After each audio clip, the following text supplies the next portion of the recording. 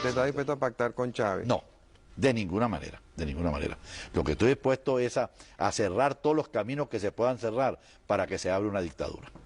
¿Y cuál es el riesgo que hay de una dictadura? Nosotros vemos un hombre que los antecedentes que de él tenemos es su autoritarismo, y lo que nos ha dicho en sus mensajes es autoritarismo, ¿no? De manera pues que nosotros... O sea, usted da por sentado que Chávez va a ganar las elecciones. Yo doy, desgraciadamente, es bueno poner esta palabra, por sentado, porque aquí, precisamente, el gran desconcierto que hay en el país, la gran rabia, la gran frustración por la situación que estamos viviendo, que usted la llame estabilidad de paz, por esa situación de estabilidad de paz que el pueblo no vio así. Entonces, en estos momentos, el pueblo desea un cambio profundo y radical y comete el error en su ceguera de creer que un vengador es quien nos puede venir a resolver las cosas, sin darse cuenta que eso nos va a hundir aún en peores circunstancias que las que estamos viviendo actualmente. La ceguera es de tal naturaleza que no se dan cuenta que esto de Chávez es un daño a todo el proceso de desarrollo institucional de Venezuela, a todo lo que queremos por el bien de Venezuela. Esto lo va a liquidar. Pero está en la ceguera, que están pensando en que eso es posible. Y dentro del mismo movimiento esa ala, desde Chávez, debe haber gente honesta y seria que está creyendo que está contribuyendo a una gran causa, y sin darse cuenta del daño que le van a causar a nuestro país. Entonces usted ve como irremisible la situación, inevitable. Sí, porque estos son estos fenómenos, ¿no? Que agarran un país, lo desquician, lo sacan por una vereda, y hasta que no se den cuenta que están enmarañados en la trampa, no reaccionan. Pero yo quisiera que los venezolanos, cuando nos oyen hablar de estos temas, y están oyendo este programa Primer Plano, se dieran cuenta de que vamos a hundir en el país en una tragedia que ya no debería volver a vivir jamás, nunca Venezuela. Pero sin embargo, parece que tenemos que llegar abajo, trepidar sobre el fondo para que volvamos a levantar. Pero ¿cuál es la tragedia que usted avisora si gana Chávez? Bueno, una dictadura. Y nosotros sabemos lo que es una dictadura. Aquí no hay ley, aquí no habrá derecho de expresión. Aquí las cárceles se abrirán para quienes no estén de acuerdo con ese gobierno, no se le permitirá a nadie disentir, y todos los problemas que hoy vemos y que queremos acabar, los problemas de corrupción, los problemas del poder judicial, todos se harán más graves aún.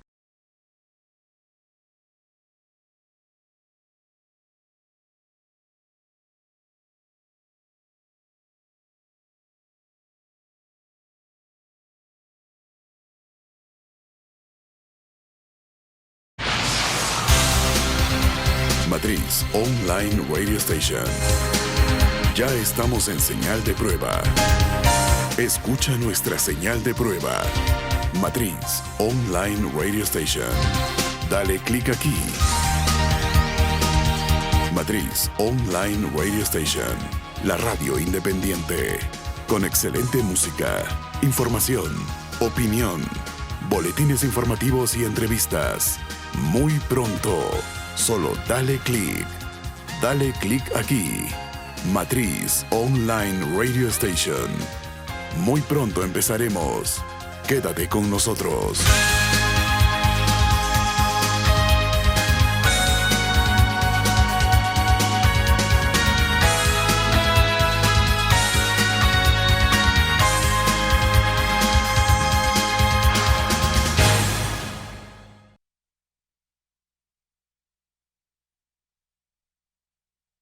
Creo que nosotros tenemos, a través de los medios multitudinarios de comunicación inmediata, radio y televisión, que hablar sin pelos en la lengua, repito, con una mayor claridad en el lenguaje. Darnos cuenta que cada 10 años el lenguaje evoluciona, atrapar ese lenguaje colectivo y tratar de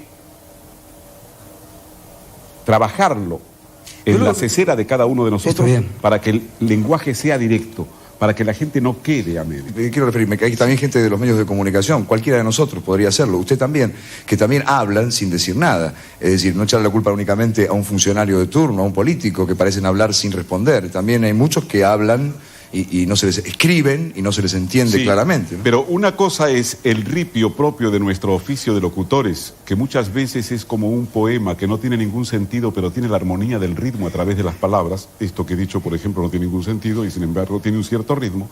Y otra cosa es que un funcionario no se comunique a través de cada una de sus frases con la ciudadanía, que deje a la ciudadanía colgada, a los televidentes colgados, y que además metan palabras, frases que el ciudadano común no le llegan. Ese es el peligro de que un demagogo se apodere de los medios de comunicación y llegue con un mensaje que no dice nada, pero que la gente dice lo voy a votar.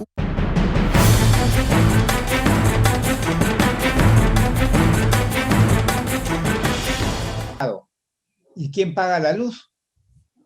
¿Quién paga el agua? ¿Quién paga el colegio? ¿Quién paga el almuerzo? ¿Quién? Si tú me estás diciendo que no genere ingresos, entonces dámelos pues. Esos son los bonos. Entonces los bonos tienen un rol que cumplir, pero en estas situaciones de emergencia, cuando la economía pasa ya a sala de recuperación, ya no necesita bonos. Entonces, y respondiendo a lo que la gente debe estar pensando ahora, ¿ahorita se necesita bonos? Sí. Un nuevo bono por lo menos o dos nuevos bonos. ¿Por qué? Porque estamos en emergencia. ¿Por qué? Porque la pandemia está vivita y coleando todavía. Pero en este caso el bono, ¿está bien que sea de 600 soles, 760 soles, o usted está de acuerdo con la recomendación del Fondo Monetario Internacional de que sea 2.760 soles? No, esa es una estupidez. Discúlpame la expresión. ¿Saben por qué? Porque la pobreza no se soluciona regalando plata. Porque si la pobreza se solucionara regalando plata, no habría pobreza en el mundo, pues. La pobreza no sería ningún problema, porque yo doy plata y solucioné el problema. Ese es como ese viejo refrán chino. A un pobre no le des pescado, enséñale a pescar. No estés pensando que dando bonos vas a hacer a una persona la sacas de la pobreza, porque si no tiene trabajo, tú le das el bono, 600, 800, 2.000 y pico soles, se los gasta en 2, 3 meses, y si no tiene trabajo al cuarto mes, otra vez pasó a ser pobre, porque no tiene ingreso para gastar. La única forma de sacar a una persona de la pobreza es darle un trabajo para que él de ese trabajo pueda generar sus ingresos él mismo y él mismo se saca de la pobreza. Es clarísimo eso. En realidad el tema de los bonos fue una situación bastante controversial en un momento y en otro. El problema, creo, del Estado no solamente el hecho de emitir un bono, como usted bien ha dicho, para un porcentaje de personas que obviamente tal vez no necesitaban tanto de ese bono y que después de todo se entregan bonos y hay gente que hasta el momento no ha podido cobrarlos. Ha sido complicadísimo el sistema del Estado para que se pueda cobrar. Es una lástima que el Estado sea tan ineficiente. Usted ha estado dentro del Estado.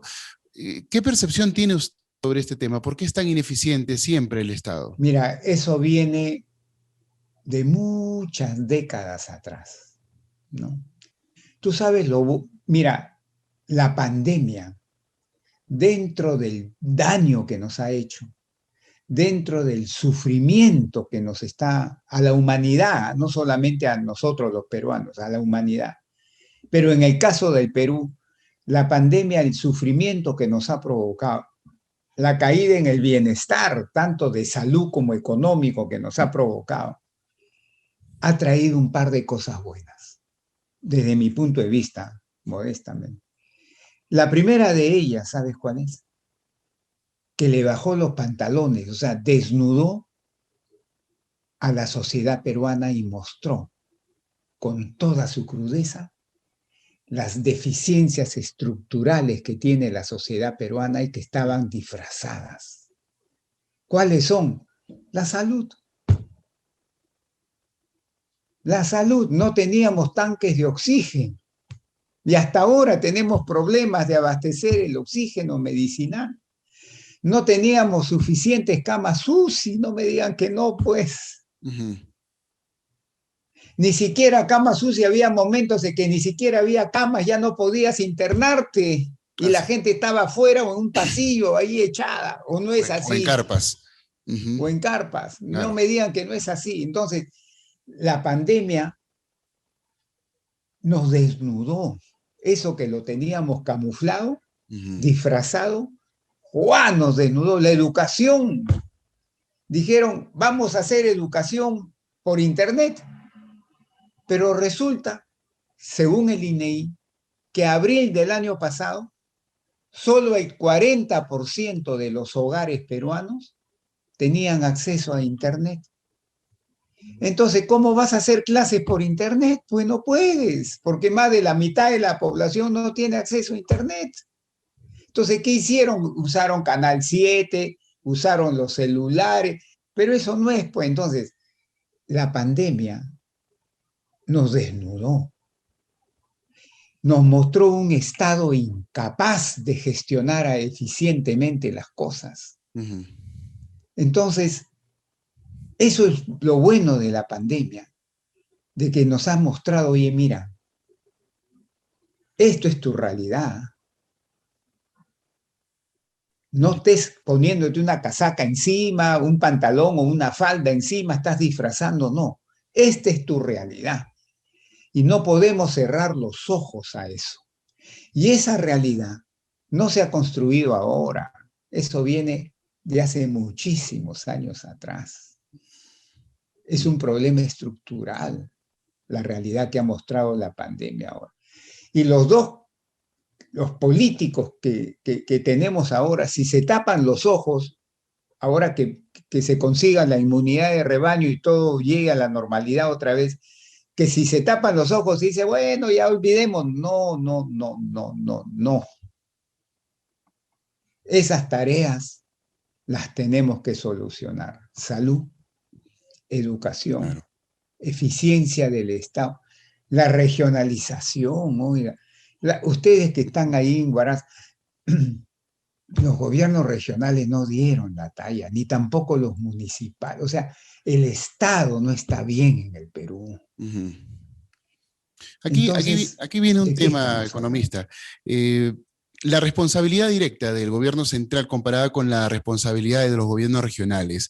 Me parece un tema bastante interesante, porque todos los ciudadanos por lo general siempre culpabilizamos o responsabilizamos al gobierno central, teniendo gobiernos regionales que por lo general son corruptos e ineficientes, incapaces por lo general, porque casi toda su capacidad de gasto es muy reducida. Y entonces se devuelve dinero al MEF de los presupuestos de partida de cada año, y también no se utiliza, las regiones que reciben un canon directo, pues tampoco utilizan completamente ese dinero, mucho menos los municipios. Entonces, aquí, ¿cuál es el problema principal? ¿Qué es lo que no está funcionando y por qué usted cree que no funciona? Te contesto así. El gasto de inversión, solo inversión pública, más del 50% está en manos de los gobiernos regionales y municipales. Entonces, cuando la inversión pública nacional falla, no es tanto el gobierno central, que también tiene su parte, pero fundamentalmente son los gobiernos subnacionales que le llaman, es decir, los regionales y los municipales, porque en sus manos está más del 50% del gasto en inversión pública. Y yo creo que la raíz de esto es que, y no quiero decir el nombre del presidente, pero en un anterior gobierno le traspasaron de improviso, faltando 6 meses para el cambio de gobierno, faltando 6 meses para el 28 de julio y asuma otro presidente, otro gobierno, el gobierno que salía le transfirió a los gobiernos regionales una serie de, digamos, de funciones administrativas y de gasto, dándole los recursos, pero no capacitándonos.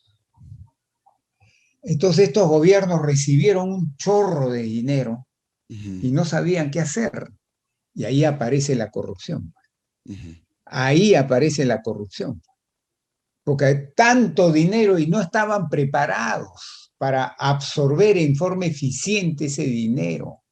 Y ahí aparece la corrupción, pues. Entonces, parte del problema es que se les dio estas funciones cuando no estaban preparados. Y no siguen, y siguen sin estar preparados hasta el día de hoy. Y en este caso de la regionalización, ¿usted cree que funciona mejor el esquema de macroregiones, que así como estamos, que es básicamente lo mismo que antes, que teníamos los 24 departamentos, pero con un gobernador en este caso? La No, figura ahora varía un poco. tenemos, Luis, ahora tenemos 25 regiones, porque Claro, antes teníamos 24 departamentos y una provincia constitucional, ahora tenemos 25 regiones. y ahí está el No, dilema ese es sobre la legalidad de eso, ¿no? Porque si hay una provincia constitucional no podría ser región. Eso todavía me parece que no se ha dilucidado completamente. Pero es cierto, son 25 regiones. son 25 regiones. Mira, eso va contra la ciencia económica. La ciencia económica te dice que formar regiones es aglutinar territorios, aglutinar sinergias, aglutinar esfuerzos en espacios grandes. Es decir, todos los países que han hecho regionalización, por ejemplo, en el caso del Perú, ¿no? De 24 departamentos, suponte tú, se me ocurre, no es que yo esté proponiendo eso, que hayan 10 regiones. Pero no puedes tener 24 regiones, pues. Claro, o 25. Entonces, ahí está la otra razón fundamental por la cual la regionalización no ha resuelto una serie de problemas, entre ellos la descentralización económica, porque según el INEI, casi el 50% de la producción nacional, ¿sabes dónde se hace? Hoy día, hoy. Casi el 50% de la producción nacional, ¿sabe dónde se hace? En Lima y Callao. Entonces, ni siquiera la regionalización ha podido resolver uno de los aspectos de descentralizar la actividad económica en el país. Porque todavía casi la mitad de lo que se produce en todo el Perú se hace en la región Lima-Callao. Te contesto así. Bueno, en realidad es un problema el no haber descentralizado el país, pero eso yo no sé si es que le conviene a algún grupo económico, si es que hay una intención detrás de eso, pero lo cierto es que no funciona, pues, y no funciona bien. Y si volvemos al esquema de las macroregiones, vamos a tener problemas nuevamente con las personas de cada región queriendo la capital de región en su departamento, ¿no? Y que de repente tengamos problemas con el agua, de repente no quiero compartir el río que pasa por aquí con la bueno, la ya gente lo de la hemos otra vivido, región. Luis, ya lo hemos Exacto. vivido. Ya lo hemos en la época de las vivido. macroregiones, cuando comenzó Claro. todo el proceso. Lamentablemente, pues somos muy egoístas, no nos damos cuenta que somos peruanos por encima de estar en una región o en otra. Y ese es un esquema que creo que se tiene que quebrar antes de comenzar a cambiar algo, si es que se pretende hacer. Y yo creo que en realidad nadie pretende hacerlo. Por alguna razón, esto le funciona bien a la gente que propone cosas dentro del gobierno central, y la verdad es que no está haciéndole un bien al país. Lo cual me llega a pensar sobre algo. Usted es experto en macroeconomía. ¿Cree usted que en realidad nos hemos dedicado de gobierno en gobierno en pensar solamente en la macroeconomía y no llegar a más? Porque el tema del chorreo, pues obviamente no funcionó. No, mira, hoy día, hasta el Fondo Monetario Internacional reconoce esto, que el precepto liberal de que hay que preocuparse solo por el crecimiento, porque los frutos del crecimiento le van a llegar a todos, ese precepto liberal hoy día ni siquiera el Fondo Monetario Internacional lo acepta. No es así. No es así. No es que yo tenga que preocuparme de que la economía crezca lo más fuerte, lo más alto, a la mayor tasa posible y en forma sostenida, porque eso va a hacer que todos los frutos de ese crecimiento le lleguen a toditos y esa sociedad mejora. No es así. Hoy día casi, excepto los liberales extremos, casi nadie lo acepta. Claro. Y no es por cuestión ideológica, es por la realidad de la calle. Es la realidad de la calle. Miren, cuando ustedes, amigos, escuchen que alguien sale en la televisión o en algún lado y dice este modelo que tenemos en el Perú los últimos 30 años, vacía, contéstele con esta realidad. Según cifras del INEI, a mí siempre me gusta decir la fuente de las cifras que yo uso. Son cifras oficiales. Según cifras del INEI, ahora, cuando digo ahora no es que sea hoy día jueves, pues no, sino que es No, estamos 2020, hablando del 2021, más o menos. Claro. Ahora, 3 millones de peruanos no tienen acceso a una red de agua potable pública. Y 8 millones de peruanos no tienen acceso a una red de desagüe pública. Si tú sumas 8 más 3, son 11 millones de personas, de peruanos, o que no tienen acceso a una red pública de agua potable, o no tienen acceso a una red pública de desagüe, en términos potenciales. Y estos 11 millones potenciales te significan casi el 40% de la población peruana. Entonces, hoy siglo XXI, año 2021, tenemos casi el 40% de la población peruana que no pueden satisfacer dos necesidades no básicas, recontra básicas, que es tomar tu agua potable del caño y tener un sistema de desagüe público para que no estés haciendo silos y esas cosas. Claro. Así contesto yo. Economista, aquí el tema pasa por algo importante. Yo en estos últimos años he conversado, no voy a mencionar ni los nombres ni las empresas, con algunos presidentes de directorio de empresas grandes aquí en nuestro país. Todos coinciden en algo, hay mucha plata, hay mucho dinero, plata hay. Pero en lo que ellos concuerdan es básicamente, ni el gobierno central ni los gobiernos regionales le da la gana de hacer las obras necesarias para sacar al país adelante. Se resumen en eso. Yo no sé si usted opina igual o tiene algo que complementar de acuerdo a su experiencia. Similar. Hay dinero, hay recursos. Ya lo has dicho tú, en diciembre se devuelven los recursos que ha transferido el MEF. Se devuelven al MEF y los recursos del canon, regalías que no se han usado se depositan en cuentas bancarias. Pero lo hacen. Mira tú. ¿Tú sabes cuáles, según el último estudio del INEI, cuáles son las regiones más pobres del Perú hoy día? Hoy. Los más pobres del Perú, ¿sabe dónde están? Cajamarca, Huancavelica, Ayacucho y varias más, 2, 3 más. Claro. Mira tú Cajamarca. O sea, regiones donde hay mucha riqueza.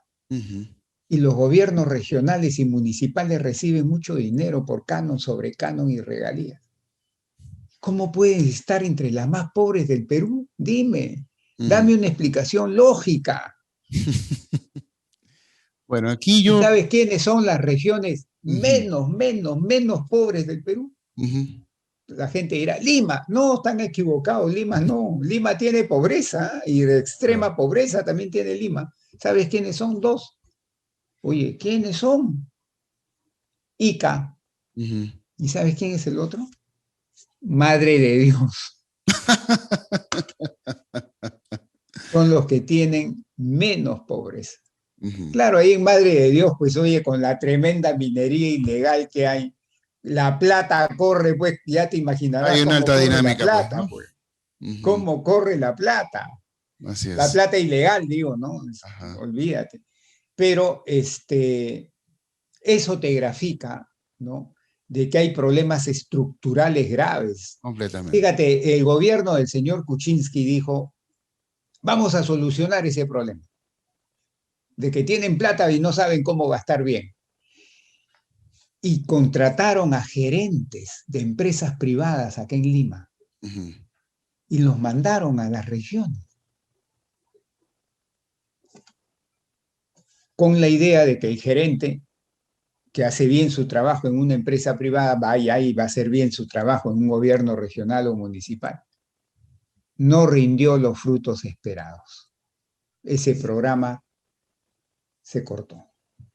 O sea, no es que no tiene soluciones fáciles ese problema de las regiones y municipalidades. Nos va a costar años solucionar. ¿Y sabes por dónde pasa? No es la única solución, pero una de las soluciones es levantar mucho el nivel académico de los colegios y de las universidades, de las regiones, de las zonas y de los institutos técnicos. Si tú elevas fuertemente el nivel de formación profesional, académica de colegios, universidades e institutos técnicos de la zona, vas a comenzar a solucionar ese problema porque los profesionales que salen y los contratas, tienen más capital humano y van a ser más productivos. Claro, pero eso te va a tomar tus buenos años conseguirlo, ¿no? Eso es lo que no comprende mucho la gente tampoco, ¿no? Para poder desarrollarse uno tiene que tener un esquema de 40 años, 50 años, como Corea del Sur, como Alemania, como otros países que comenzaron a surgir. Es una planificación que tampoco se puede quebrar, décadas, por lo menos. 3, 4 décadas, sí.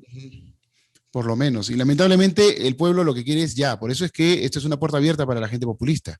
Claro. Y los ofrecimientos salen por un lado y por el otro y lamentablemente el populismo no nos lleva a nada. Economista, bueno, es una lástima que el tiempo se haya terminado. Yo quisiera hacerle muchas más preguntas, pero las puertas abiertas quedan para usted aquí en Realidades, así que esperamos tenerlo para una futura edición. Gracias, Luis. Le deseo a todas las personas que nos están viendo que Dios nos proteja, nos ayude y al país como un todo, a nuestro querido y amado Perú, que también Dios nos proteja. Gracias, amigo. Muy amable. Gracias por haber estado con nosotros aquí en Realidades y lo esperamos para una próxima edición. Bendiciones también para usted. Que Dios también lo cuide. Estuvo con nosotros el destacado economista Jorge González Izquierdo. Continuamos con el programa.